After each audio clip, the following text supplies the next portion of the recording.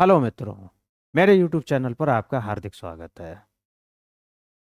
Home guard लिखित परीक्षा के 2020 क्वेश्चन की सीरीज की जो अगली सीरीज है 19वीं सीरीज में आपका हार्दिक अभिनंदन है।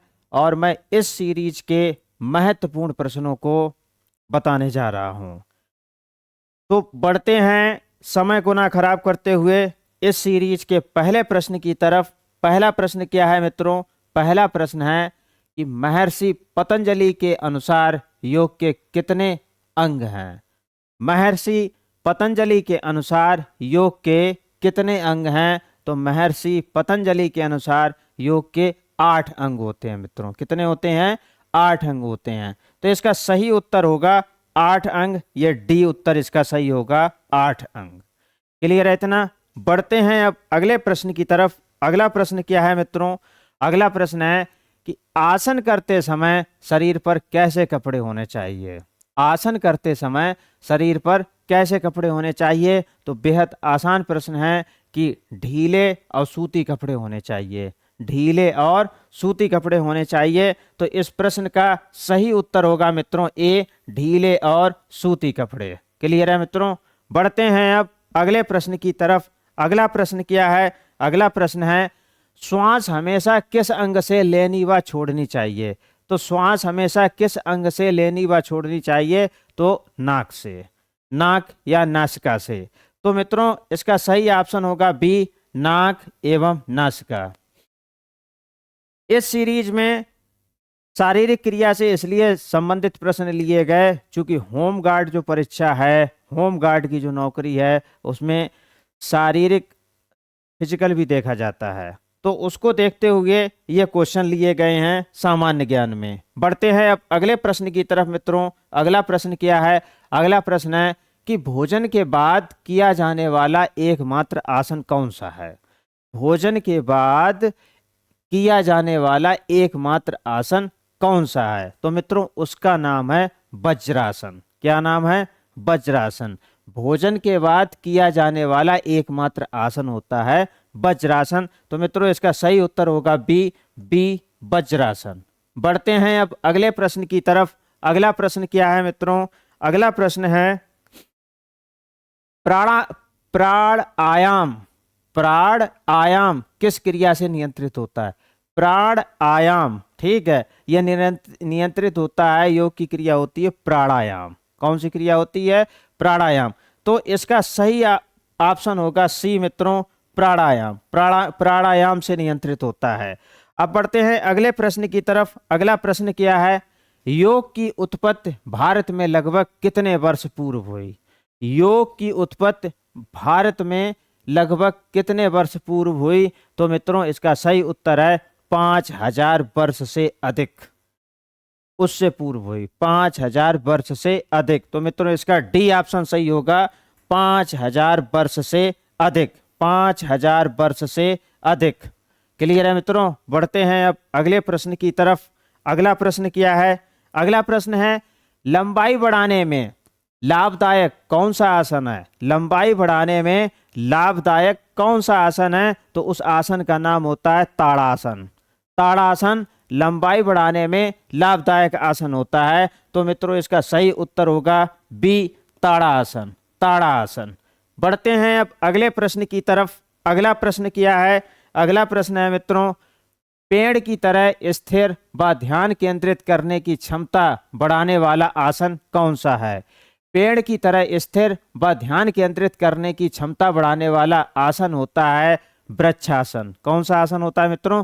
वृक्षासन। तो इसका सही उत्तर होगा ए, वृक्षासन। वृक्षासन।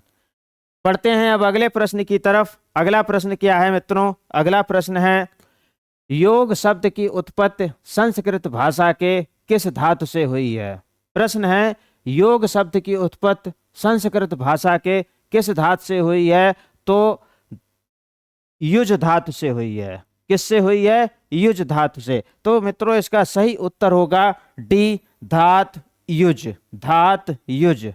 युज। बढ़ते हैं अब अगले प्रश्न की तरफ। अगला प्रश्न क्या है? युज धातु का क्या अर्थ है? तो युज धातु का अर्थ होता है मिलाना या जोड़ना। क्या अर्थ होता है? मिलाना या जोड़ना। तो मित्रों इसका सही उत्तर होगा ए, मिलाना या जोड़ना। क्लियर है मित्रों? अब बढ़ते हैं अगले प्रश्न की तरफ। अगला प्रश्न क्या है मित्रों? अगला प्रश्न है, मुखमंडल का ओज बढ़ाने वाला कौन सा आसन है? मुखमंडल का ओज बढ़ाने वाला कौन सा आसन है? तो मुखमंडल का ओज बढ़ाने वाला आसन कपालभाति होता है। कौन सा आसन होता है मित्रों? कपालभाति प्राणायाम। ठीक है, कपालभाति प्राणायाम। तो इसका सही उत्तर होगा मित्रों ए, कपालभाति प्राणायाम। कपालभाति प्राणायाम। बढ़ते हैं अब अगले प्रश्न की तरफ। अगला प्रश्न क्या है मित्रों? अगला प्रश्न है, आसन करने का उपयुक्त समय क्या है? आसन करने का उपयुक्त समय क्या है? तो उपयुक्त समय दोनों संध्या काल, मतलब सूर्योदय व सूर्यास्त, दोनों संध्या काल में आसन किया जा सकता है, सूर्योदय एवं सूर्यास्त के समय। तो मित्रों इसका सी ऑप्शन सही होगा, दोनों संध्या काल, सूर्योदय व सूर्यास्त। बढ़ते हैं अब अगले प्रश्न की तरफ। अगला प्रश्न क्या है मित्रों? विटामिन डी के स्रोत क्या है? बेहद महत्वपूर्ण क्वेश्चन आ रहे हैं अब। विटामिन डी के मुख्य स्रोत क्या हैं? तो विटामिन डी के मुख्य स्रोत हैं, एक तो सूर्य का प्रकाश है, दूसरा दूध है, मछली का तेल आदि। तो इसका ए ऑप्शन सही होगा मित्रों, ए ऑप्शन, सूर्य का प्रकाश। ये कहते भी हैं कि सूर्य के प्रकाश में सर्दियों में सुबह 10 बजे तक तथा गर्मियों में 7:30 या 8 बजे तक बैठने से, जब सूर्य की लालिमा होती है तो उस समय सूर्य के प्रकाश में बैठने से हमारे शरीर में विटामिन डी की कमी दूर हो जाती है। पढ़ते हैं अब अगले प्रश्न की तरफ। अगला प्रश्न क्या है मित्रों? अगला प्रश्न है, विटामिन डी की कमी से कौन सा रोग होता है? विटामिन डी की कमी से होता है रिकेट्स, या इसे व्यवहारिक भाषा में सूखा रोग भी कहते हैं, रिकेट्स या सूखा रोग। तो इसका सही उत्तर होगा मित्रों सी, रिकेट्स या सूखा रोग। बढ़ते हैं अब अगले प्रश्न की तरफ। अगला प्रश्न क्या है?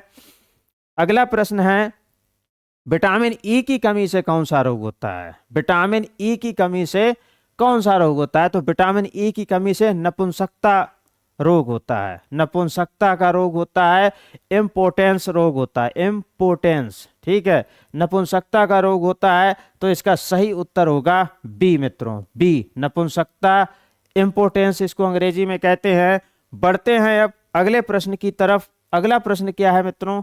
अगला प्रश्न है, विटामिन के की कमी से कौन सी बीमारी होती है? मित्रों अगला प्रश्न है कि विटामिन के की कमी से कौन सी बीमारी होती है? तो के की कमी से रक्त का थक्का नहीं जमता है, अगर चोट लग जाए तो रक्तस्राव यानी रक्त बहता रहेगा।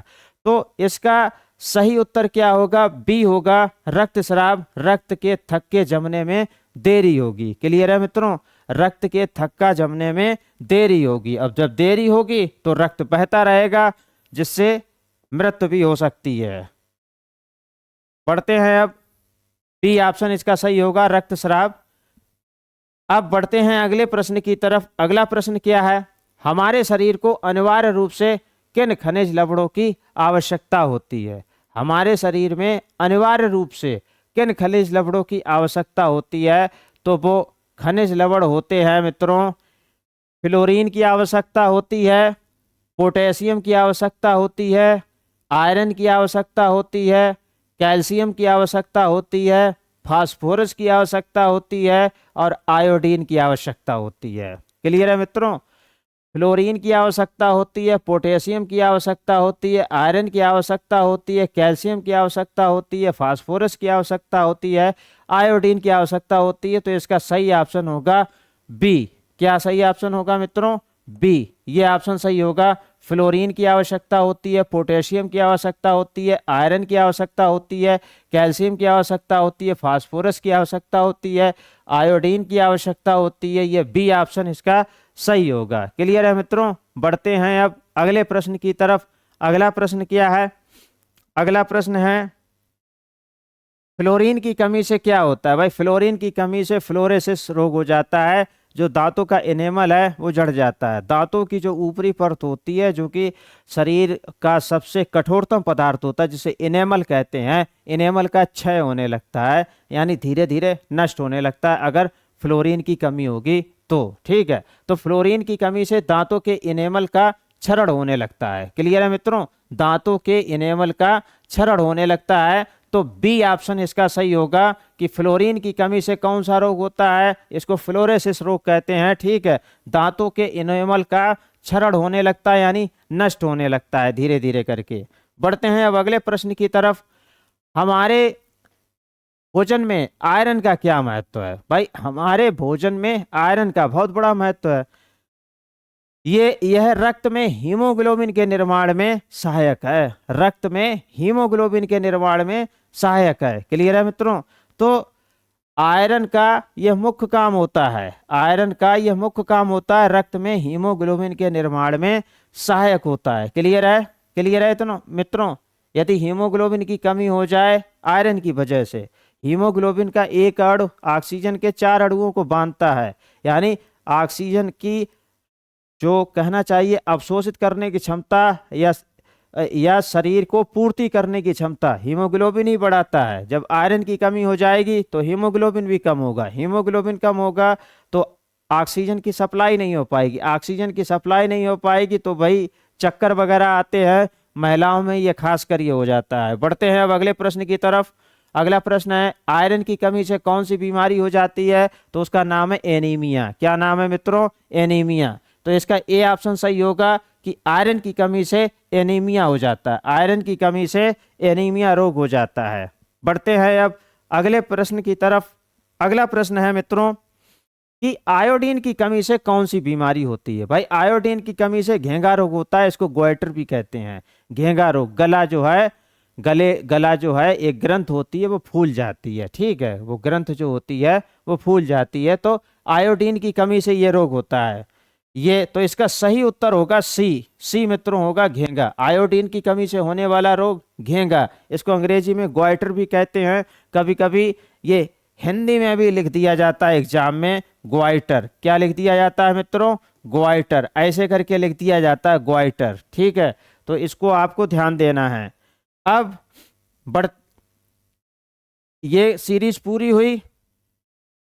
यदि आपको सीरीज पसंद आ रही है तो चैनल को सब्सक्राइब एवं बेल आइकन अवश्य प्रेस करें, ताकि महत्वपूर्ण प्रश्नों की सीरीज का नोटिफिकेशन आप तक पहुंचता रहे। यदि आपका कोई रिश्तेदार, दोस्त या कोई अन्य प्रतियोगी छात्र होमगार्ड की लिखित परीक्षा की तैयारी कर रहा है तो उसकी तैयारी को गति देने के लिए हमारे चैनल का लिंक उस तक अवश्य शेयर करें।